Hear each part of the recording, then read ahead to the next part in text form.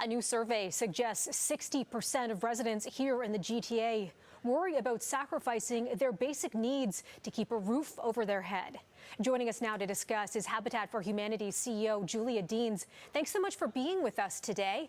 I wonder what you could tell us what you're learning from this survey. Well, thank you very much. Habitat for Humanity Canada did this survey for the second time to see how Canadians are viewing affordable housing across the country. And in some ways, the survey findings were more bleak. More than ever, Canadians are worried about buying a home. They're worried about their ability to pay the rent. And they feel that owning is next to impossible. On the optimistic side, however, 69% think that there are solutions. They think that things can be done. And that shows us that there's still hope, and we can get behind some of those creative solutions to get the housing that we need. I wonder how Toronto stacks up when it comes to the cost of housing compared to other major cities.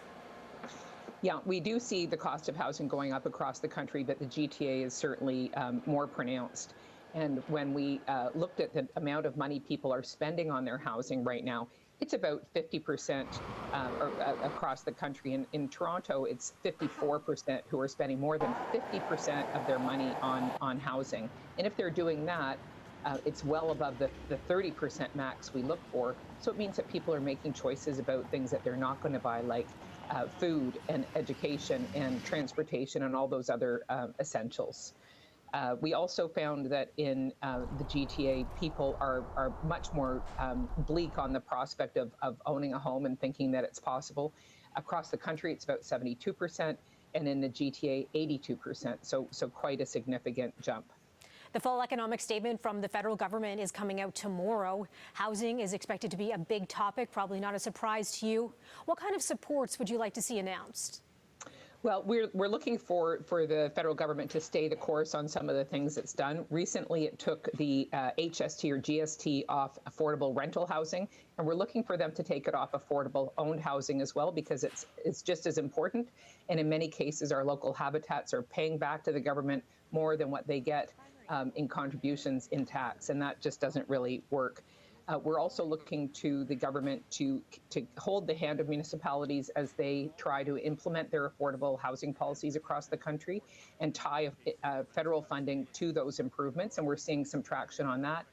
And finally, on immigration, we do need the government to stay the course on immigration if we're going to have the skilled trades who are going to create the housing we need. We see dire shortages coming in the number of people who will be available to build housing across the country. You know, with the people you're talking to, this survey, your experience, have you ever experienced this kind of housing pressure before? I think it's out there in an extreme way that it's not been before. I tend to go to the positive side. I think the positives are that we do see people who say we need solutions and we need the government to bring those in. And we'll stand behind governments that do that work, because it's now not just about some other person who can't find a place to live. It's about our child, our friends, the people who work in our schools and our Tim Hortons and our hospitals. We need to get this done, and they know it. I think that's really important. And I think we're also seeing people thinking a bit differently about what does housing look like. And for us, it's about that safety and security and savings that comes with having your own home and knowing that you can't be evicted. And that's something that we need to strive for. It may not look exactly like it looked like when I was a kid, but we need everybody to have that safety and security and savings so that they can build their futures in our communities. It touches so many so closely. We're just hearing word of the death of former First Lady Rosalynn Carter. She and former U.S. President Jimmy Carter, of course, had a long history of working with Habitat for Humanity. What can you tell us about their impact? They were huge. I never got to meet them myself, but they came to Canada 3 times, and their fingerprints are all over 180 homes in Canada and about 4,300 around the world. So they were visible. They were advocates for getting homes built, and they epitomized what it means to have that safety and security of home, and they lived it in everything that they did. And they epitomized volunteerism. They were volunteers for so many years with Habitat, and truly brought us out to the world in a way that we couldn't have done without them. And we honor them greatly today, and they will be missed.